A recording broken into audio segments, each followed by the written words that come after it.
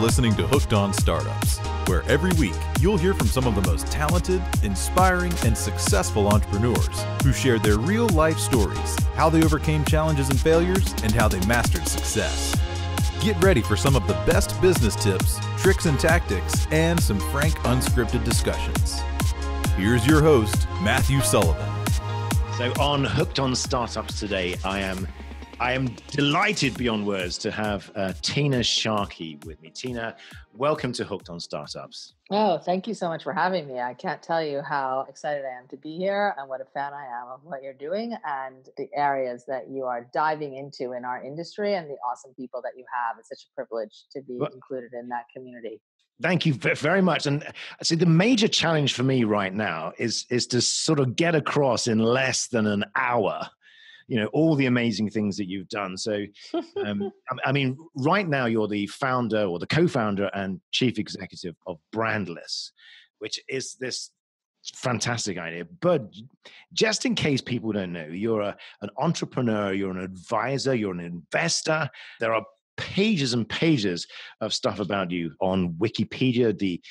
You're involved with HDTV at its very beginning. You registered the name socialmedia.com before it was even invented. I think you were voted the most influential woman in technology. It's just kind of like touching the surface of what you've done in the past. So your knowledge and insight into consumerism and what makes people tick, what makes the people think, how they interact with e-commerce is seismic in proportion. So I just wanted to sort of put that in perspective when we begin talking about Brandless. Fantastic. I don't know exactly who you were talking about, but I guess this is the right Tina Sharkey. Yeah, it is the right. Yes, it is the right Tina Sharkey. Yes, so those things all sound vaguely familiar, and I would say most importantly, I'm sort of a cultural anthropologist. I'm a passionate study of people and habits and how that fits into the changing way people interact with each other through social, with products and services, with companies, in culture, in communities, whether it's at home, whether it's at work. Just love to study people and behavior, and technology has enabled so much of that, as has the products and services and the communities that I've had the privilege to be associated with. But I think one thing that technology has done most recently through social media is give us a window into people's souls. Has given us much more of an insight into what people think, really. And is that what led you to Brandless? Because to quote your phrase, the system is broken. So what is the magic of Brandless? What is the essence of what Brandless is about? If I had to really distill it down to the true essence of Brandless, it's 3 words. It's the democratization of goodness. This idea that everyone deserves better, and better shouldn't cost more. That waking up in the morning and having to choose between what you can afford versus what the qualities and things that you want for yourself and for your family, it shouldn't have to be a choice. And that along the way, we can all just be better humans, to the point that you just said about social. If we're looking into everybody's soul, we start with the premise that everyone is awesome, that we love the phrase awesome strangers, because it actually captures this idea that we assume best intentions with everybody that we meet and with those people we have yet to meet along our journey. And if we actually look at them, make a connection to them, even if we don't know them, we can actually potentially unlock a smile, extend a hand, practice tangible acts of kindness. And sometimes that may be organic, better for you, non-GMO food.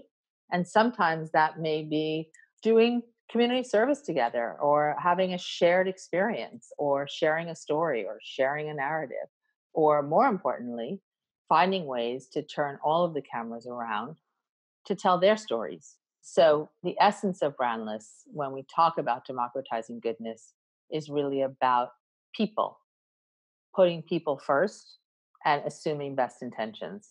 and trying to do whatever we can to make every day easier for everyone. And I think, has this always been there in the background, or has it been this natural progression from when brands first came out? Has there been a tipping point where people are beginning to say, no more, I don't want this, I don't want the current status quo, I want something different? I think that it hasn't always been. And I think that's because, I mean, when you think about revolutions in communication, revolutions in brands, let's go back to that moment, sort of post Mad Men, but pre platform, when Steve Jobs announced to the world, using the 1984 metaphor, that the Macintosh had arrived, and he stood on the top of the mountaintop, and it's the most famous commercial ever made. And he said, it's a revolution. And he only had to say it once, that everybody tuned in, and that was it. And he was able to sort of, Moses-like at the top of the hills with the tablets, deliver that message and say, from this day forward, everything will be different. And then Apple proceeded to tell us for the next 2 decades to think differently. And that inspired us to have the tools that enabled that, but it was still a one-to-many communication. Yeah. Whether it was a billboard, whether it was a broadcast television commercial, whether it was, the messages that they were able to deliver. But then when Steve got on the stage, I don't know what, it's not even 10 years ago now, and he held up the iPhone and he said, we've done the most remarkable thing. We've actually turned a camera, a music player, and a phone into one integrated object. Yeah. What he didn't realize was that moment that he was helping the world hail a taxi and turn the cameras onto ourselves. And at that moment, the democratization of access, the democratization of story, and the democratization of narrative became an entirely new era of storytelling, where no longer could brands stand at the top of the mountaintops and tell you their stories and hire the actors or filmmakers or animators to do so, because no longer was it what a brand says about itself. Yeah. It's really what a friend tells a friend. Because at that same moment, that was also the era that ushered in social platforms, social media, news feeds, peer-to-peer. Yeah. And so all of the storytelling platforms, be it Facebook or MySpace before it, be it Instagram, all of those platforms were what friends were telling friends, Twitter, etc. And so all of that became enabled, and now it's billions of networks of one. And then the people in your network. And so that then changed this idea that Mad Men, quote unquote, had to create narrative, be it a jolly green giant who's not really existing. I hate to be the one to break that news to you in case that was that person. Or, the guy, riding on a beach on a white horse at sunset is actually wearing deodorant that's going to keep you dry during the day. Yeah. Like that's false narrative. That's drama. And there's totally, like, TV is having a resurgence. There's nothing wrong with narrative and drama, but it doesn't belong on the things I eat, share, and use every day. Those things, I actually want to go all the way back. I want to go back to a time when everything was organic because it came from the land. Yes. I want to go back to a time when the general store just had the good stuff. And I actually want to give applesauce back its rights. Who says that Mott's and Del Monte own applesauce? Applesauce owns applesauce. And so does it want to be a toddler snack? I don't know. Why don't you ask it? Like, this idea that people should own their own narrative and that products can do the same has been enabled in this era of platforms and social and storytelling that comes from passionate users, creatives, and networks of friends who want to connect, communicate, and share around the stuff that they are discovering, the stuff that they are passionate about, the stuff that they are teaching each other, the stuff they are learning from each other. And the role of the brand has changed dramatically. Is there a role for that brand? I would say yes. It's just changed. And it's about truth, I think. I think everything that you're saying, is that the brand was able to bludgeon us into believing that that is the only way forward. As you say, the fact is that you talk in one of your other pieces about the Costco closet, the buy now, pay later, have everything now, this sort of mass consumerism. If I walk down the aisles of Walmart or CVS, I see choice of thousands of things. So at what point is it a revolution? Do people want to turn this on the head, or is it just people saying that they don't want this sort of mass consumerism shoved down their throat anymore? I think that it is a revolution, but it's really about people saying that they're changing the way they want to live, and they're changing the way they want to spend their time. They're changing the way they want to consume products, and they're changing the way they want to filter their choices. No longer are those filters just the things that are habits they inherited from the last generation in the homes they grew up in. Now they're saying, wait a second, I was raised to understand that healthier choices are better options. I was educated by modern society that organics and non GMOs are better for me. I have some dietary beliefs or lifestyle beliefs, whether that's vegan or gluten free, whether that's cruelty free or ingredient free. I'm actually an educated consumer. Like Sergey and Larry, when they created Google, they said they wanted to democratize information. Yeah. So they were rather successful, I would say, by every measure. So now everybody actually has access to information. So now people want to make different and better choices. The problem is, and this is where truth and trust comes in, is that we are led to believe that those choices cost more. Yeah. And that in order to eat the values and the lifestyle beliefs and the dietary restrictions and the behavioral ways in which you want to live, that there's a premium price for that. And that's not true. And you talk about the brand tax, and we'll cover that in a second, but I think you're absolutely right, because if you go somewhere like Whole Foods, for example, it is incredibly expensive. So if you want to eat a gluten-free diet or an organic diet, you pay the price for that.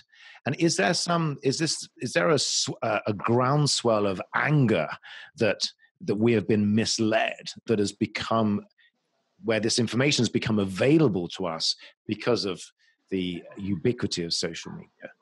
I think that it's both anger and access. So I think that for the people for whom they're educated and they're going to those outlets and they're being forced to pay a premium, they resent it. Even if they can afford it, they resent it because it's like they're smarter than that. But then there's a broader issue, which is that everybody deserves it and most people can't afford it. Yep. And so then they're forced to choose. And oh, by the way, they're not even invited to that party because those stores are not in food deserts. Those stores are not available to most. Yep. And we can't look at our urban environments, be it, San Francisco, New York, or any of the major markets and say that that's how America lives, because that's not how America lives. And oh, by the way, the entry to that party is way more than $3. So what we tried to do was sort of blow the doors off the front of the building and say, we're just going to widen that berth and bring in so many more people because everyone deserves better. And they know it, but they didn't think that they had a seat at that table. They didn't think they were invited to that party. And we're saying that's not true. And I think this really goes, because there are some pretty seismic changes generally that are happening in terms of, you talk about the millennials being your sort of the primary agents of change in this, but it seems that people just don't want to be associated with the things that their parents and grandparents were brought up with, whether it's food, shopping, consumerism, politics. So I think So you raise a really interesting point there. I beg your pardon. Here. No. I was going to say, so that it just seems, is that something that's been brewing, or is that just a millennial thing, or is it just is that the combination of global factors? I think that it goes back to what you said earlier, when you said truth and I said trust, and I think we both meant the same thing, which is that you could call an institution a brand, right? You could switch those names, because brands, if you go to the essence of what is a brand is a trust mark. A brand is sort of a symbol, verbal or nonverbal, iconic or visual or gesture, that says that filter, seeing that swoosh on that sneaker suggests that that's like a quality athletic shoe, or seeing that mark on that building suggests that that is, underwritten or supported by the federal government, or, and fill in the blank, because institutions are brands, flags are brands, flags are marks, flags are country marks. Yep. So I think that what's happened is that, because out of the top 100 CPG brands in this country last year, 90 of them were in decline, Yep. which means that 90% of those quote unquote trust marks have lost trust. And that means that consumers, citizens, people have lost trust in the institutions, the brands, and the services that have had previously defined what, were the anchors of the things that they can trust in modern society. So it could be a millennial, but it's not just a millennial. I think it's it's back to that democratization of information. Your point about the democratization of information, this reminds me of the advertisements for cigarettes back in the sort of 60s and 70s that I vaguely remember, walking down the local high street, seeing a sign for Craven A will not affect your throat. I still remember that. And as information grows and people realize what they're actually doing, then they realize that the brand is a lie, that it is a machine that's designed to manipulate people. And is it that with social media and this access to information, consumers are now realizing that they have been sold a lie systemically, in terms of price, in terms of goodness, in terms of, is it really organic? So I think what Brandless is doing is really just throwing all that away, saying that there needs to be this hard reset. Yes. The way that, brands interact with consumers. Absolutely. Because what we're saying is we are a brand. Absolutely. Like, we chose that word because it was really much more about live more, brand less, because we are redefining what it means to be a brand, one that's based on truth, transparency, authenticity, and that's in partnership and in relationship with the people that we serve. And that has not been the case. And to your point about that ad on the high street, today that's a Google search, right? Number one. And number two, that governments have not been transparent. Look at all the exposés. Yep. People have not been transparent. Just open the newspaper and read the headlines today. Institutions have not been transparent. And so look at all the corporate whistleblowers. Cultures have not been transparent. And all of this is getting torn down. Is it the millennials tearing it down?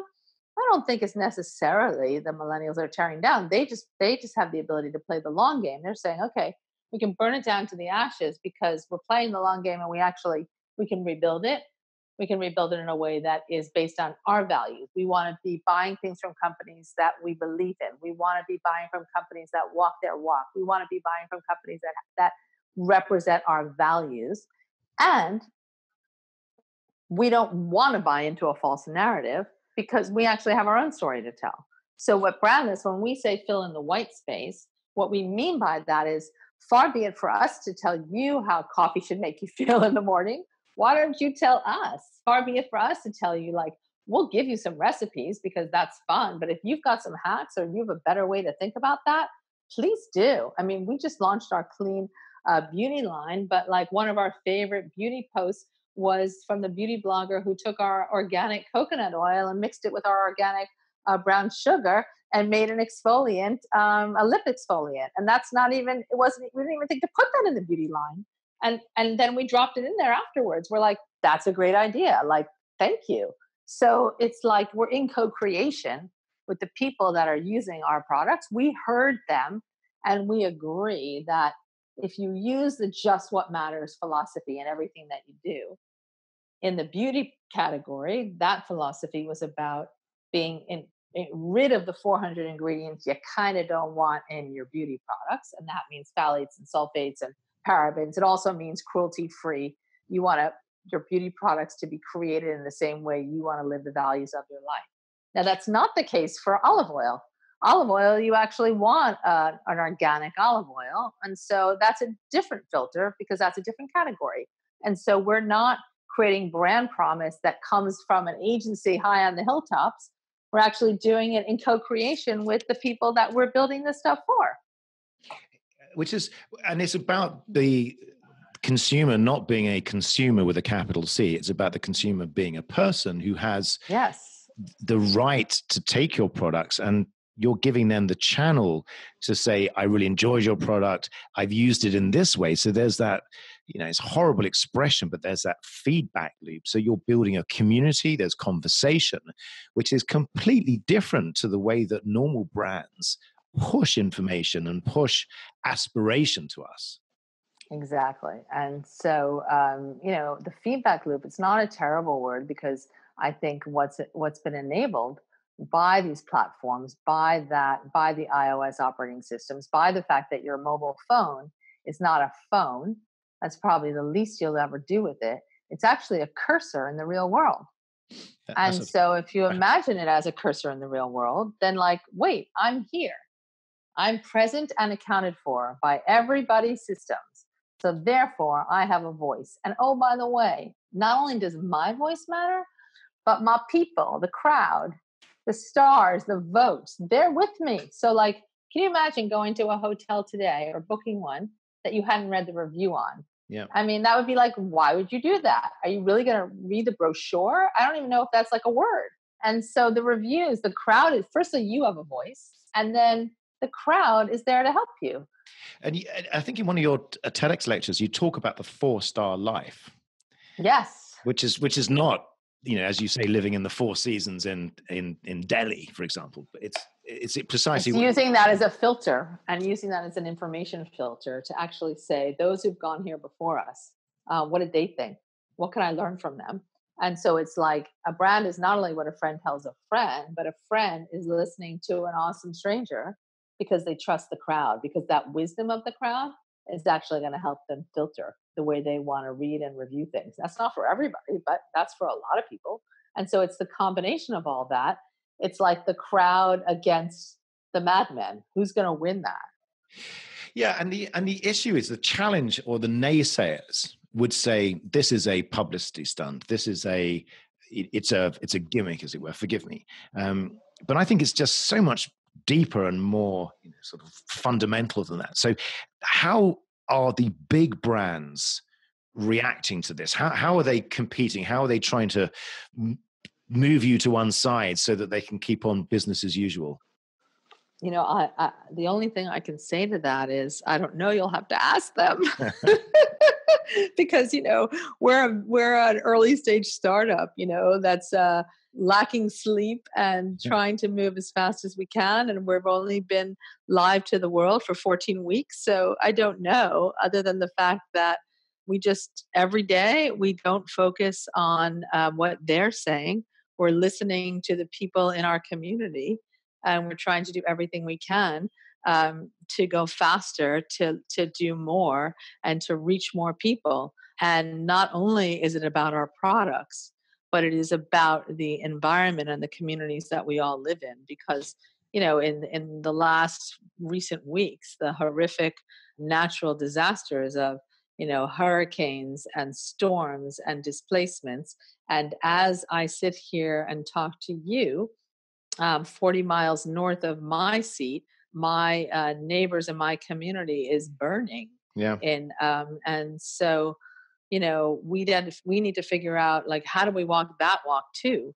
What can we do to support Texas, to support Florida, to support, our neighbors in the North Bay? And the answer is that we're a small startup, but we want to help educate our community on what resources are available. We want to connect them with organizations that we're in partnership with, like Feeding America, who, is Yep. a nonprofit organization that's been tooled from the CEO to the food banks to help, tackle the hunger crisis in this country, both every day across this nation, as well as rallying for disaster relief. And we want to support them more. We want to, disseminate field guides to giving and walking and doing and helping. We want to be like, we put people first, and that means the employees, that means the team, that means the people in our active community that are buying our products, and more importantly, the people we have yet to meet. Like, they're all people that we want to be thinking about, how can we be on this walk with you, because it's not always fun, and we want to be there, and we're humans, we're real people, dealing with the same issues that all other real people are dealing with, and we want to be transparent and active and in conversation. So the other thing I wanted to talk about was how Brandless is more of a movement than simply a way of selling goods. That is true. And what seems to be clear is that the people that are part of the Brandless community are much more than just consumers, because the traditional brand doesn't have that same relationship with the consumer. They don't sell directly to the consumer. They sell No, they don't. to Walmart, to Walgreens, to CVS. And Correct. CVS has that relationship. But what you're doing by connecting directly to the consumer, you're able to engage them in things outside of buying ketchup and toilet paper. Absolutely. And not only that, is like, they are like what we are here for. So, we launched our clean beauty this week, but the truth is that the video that I posted on my social was, what does beauty mean to you? Like, and having people fill it in. And then, posting the blank space and telling people they can download the PDF and put it on their own channel and then just write their own copy. Like, we're not going to write the copy. It's not up to us to tell you what beauty should feel like. Beauty is a feeling, and it's a different feeling for everybody. And as far as I'm concerned, you're already beautiful. And so it's not, I just want to provide you with incredibly awesome products that are fair and clean and wonderful. And then you go off and tell me how you want to use them, or tell each other, or tell your friends, but that's not for us to say. Who are we to decide what makes something beautiful? That's wrong. But it's that connection. I mean, and again, in one of your other, one of your TEDx lectures, you talk about hiking one morning in Marin County, where you had your Lulu on top, and it got a little bit chilly, so you sort of unfolded the sleeves, and there was this message saying "cold hands, warm heart," and it was the fact that there's that additional connection, the ability to take someone further than just being that consumer transaction, that I think you refer to it as a receptional experience. Is that what you're building into common everyday items? Like, are you giving just that purchase of something simple the ability to deliver joy as well as, its functional capabilities? 100%. We want to be an enabler of that. But in order to be a great community, communities are not producers. Communities are not programmers. Communities are not marketers. Communities are places that facilitate the connection, the intention, and the support around shared passions, shared affiliations, and shared experiences. And so in order to facilitate that, that's an art form unto itself. It doesn't mean you just show up. The lights have to be on, someone has to be home, and you have to be listening, and you have to be in conversation. Because if you want to actually be in relationship, you talked about the fact that brands don't have direct relationships. You're right.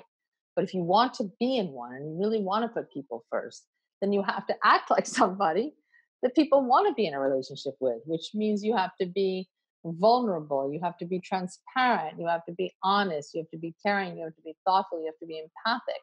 Otherwise, why would somebody want to be in a relationship with you? And when you make a mistake, you have to be the first to call it out. And you have to say you're sorry, because companies are made up of people, and we're going to make lots of mistakes. The most important thing that we do is we own it, and we talk about it, And we're going to have lots of victories, and we want to celebrate those too. More importantly, we want to celebrate yours.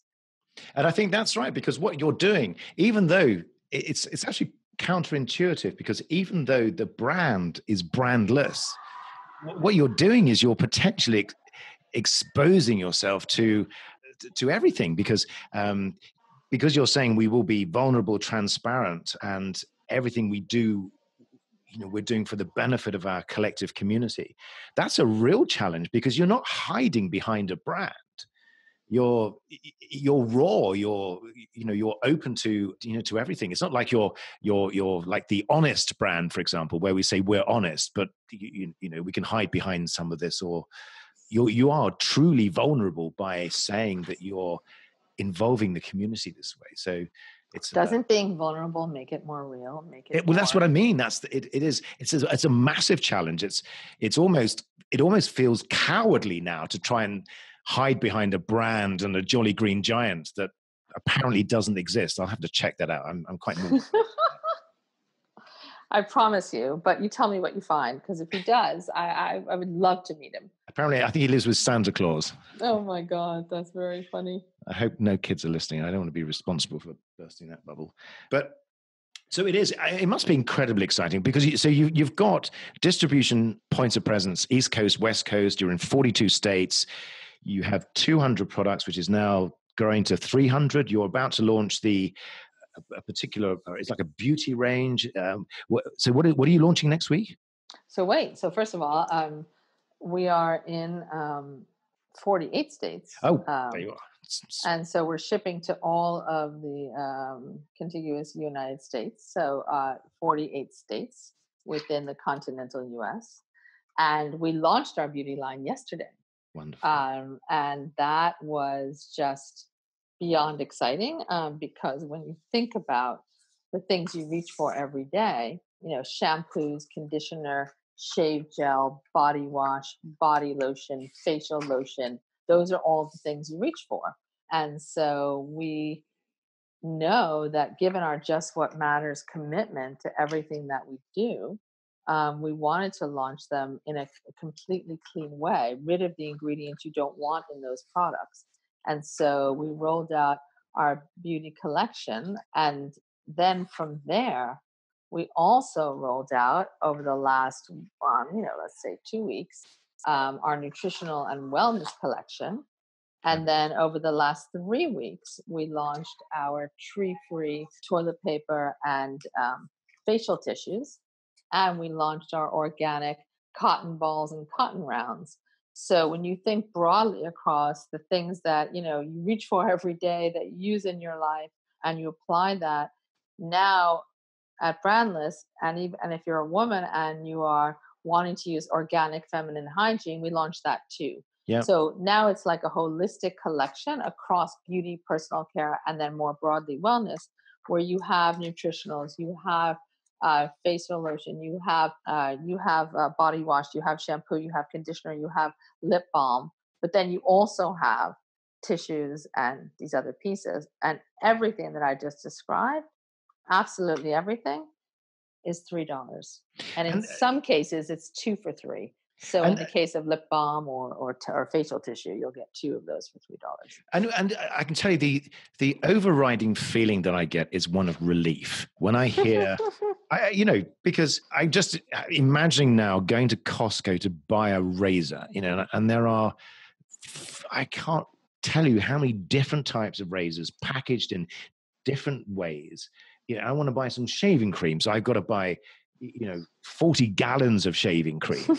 And I don't want 40 gallons. I want one small, you know what I mean? And that's without even trying to figure out what it's made of. And is it going to dissolve my face if I put too much of it on? So I think it's just that freedom from having to decide what am I going to buy. The commitment and the storage and that's that, it's paralyzing. So the paradox of choice in our overconsumption society, with the proliferation of products and SKUs and sizes and flavors and all of that, you don't need yards of salad dressing. You don't need racks and aisles of shave cream. And part of what we've done is we borrowed a page out of the editorial book, is that we edited it down, Yeah. curated it to just what matters. And that doesn't mean that it's just plain and simple. Just what matters can also be flavor discovery, trend discovery. So, for example, we may in salad dressing, we know that balsamic, poppy, and Italian, all organic, are the three most popular. So that's just what matters. You don't need 48 feet of it.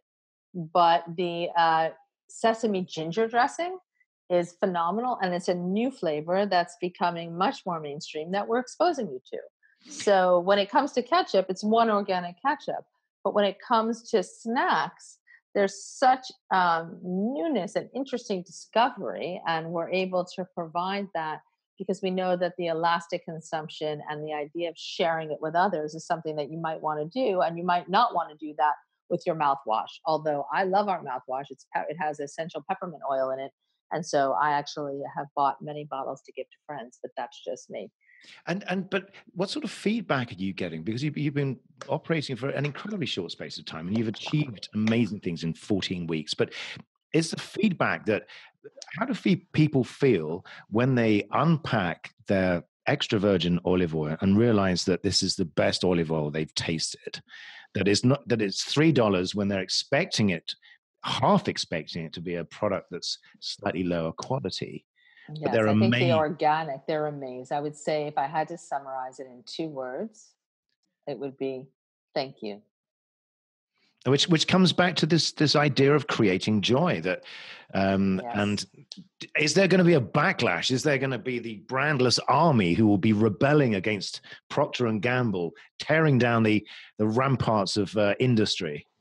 Well, I mean, it's funny because my co-founder, Ido Leffler, when we talk about our sort of creation story, and I remember when he said to me, if people knew what things cost versus what they pay for them, they'd be rioting in the streets. And I said, it's funny, but it's not so much about rioting in the streets, because in this particular category, people don't really know what they even pay for things because they tend to buy baskets, not items. Exactly. And so that's why The Price is Right is still probably on the air, because people don't really know what a can or a bottle or a bag costs. They know what they spend on grocery maybe, but they not know an item.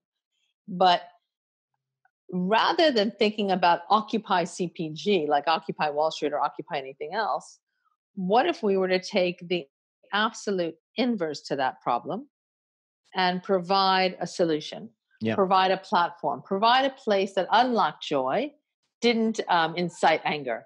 They can incite anger all they want if they want to, but we don't want to be a part of that. They can reject institutions, they can reject brands, they can reject government, they can reject whatever the conventions of old society. But that's a generational change. What I think is more fun and way more where we want to play is to invent stuff that they'll love, stuff that represents their values, stuff they want to share, stuff that makes them smile, and be the kind of people that we get to be in relationship with, the awesome people we have yet to meet, because that's just who we are as people. And we don't ultimately care how they voted or how much money they have in their bank account or their sexual orientation or all this other filtered bullshit that is trying to define how we need to see people. I don't want to filter people by my news feed. I want to filter people by the filter of yes and just come in. The door is open. Join us. Join this. So when you say it's a movement, it's a movement because we're saying join us. We're having fun. Come play.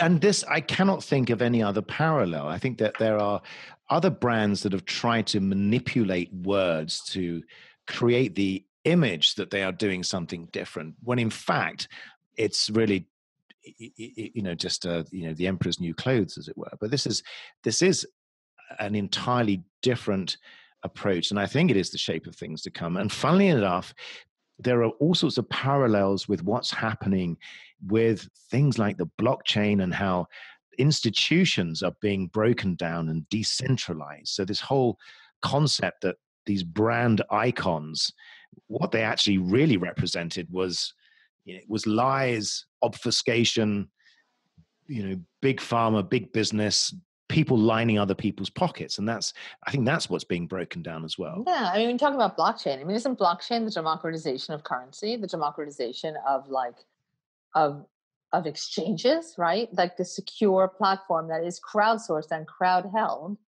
as an underlying platform to enable the future of currency and value exchange, like true currency, right? So it's all about that, because the crowd ultimately will do the right thing. And that wisdom, if you follow it and trust it, people will ultimately do the right thing. Now, will there be bad actors? Always, sadly. But when the systems get reimagined to democratize everything, ultimately, the people will reign supreme. And you can build a company for profit and for purpose. They don't have to be mutually exclusive, and one is not at the expense of the other. And I think particularly because of the transparency that you bring to what you're doing, where you are, there is nothing hidden, where you are vulnerable. So that makes it real, as opposed to making it just another sort of set of so-called brand values. And the fact that we're seeing this happening in parallels in other industries, it's, the next few years will just be, I think, astonishing in terms of the pace of change, but also the breadth and the number of industries that will be disrupted, changed.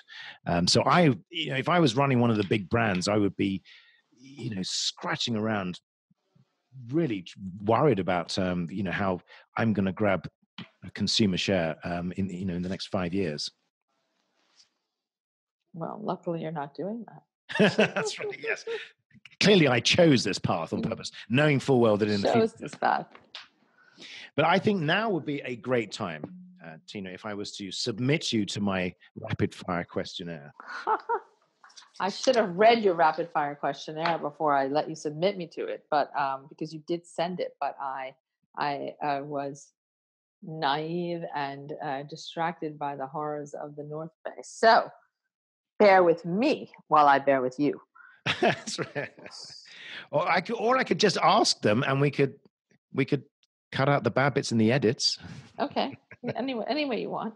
By the way, I'm not going to edit that bit.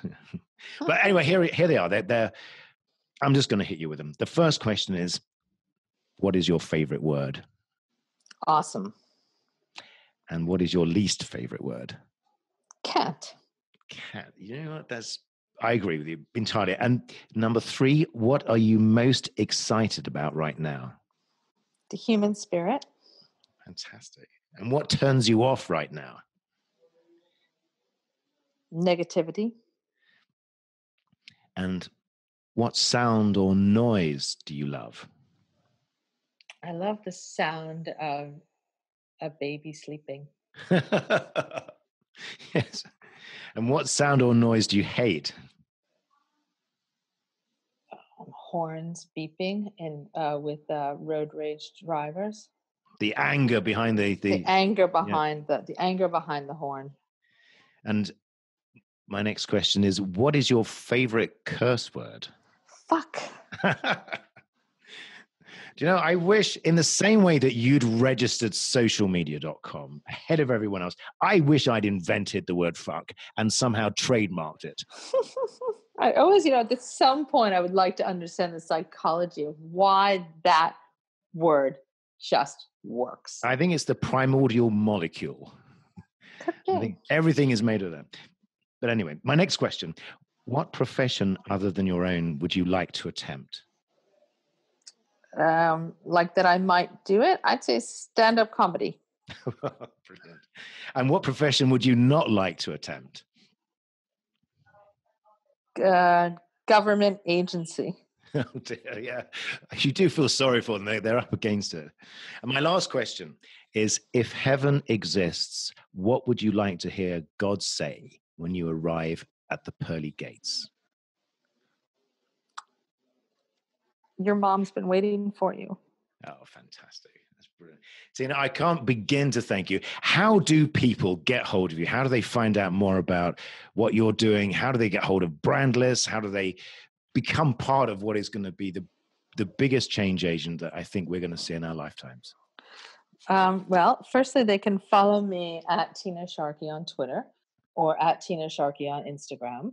They can follow Brandless at Brandless on Twitter or at Brandless Life on Facebook or at Brandless Life on Instagram. They can like us and follow us. They can go to brandless.com and use the promotion code HELLO and have $1 shipping on their first order.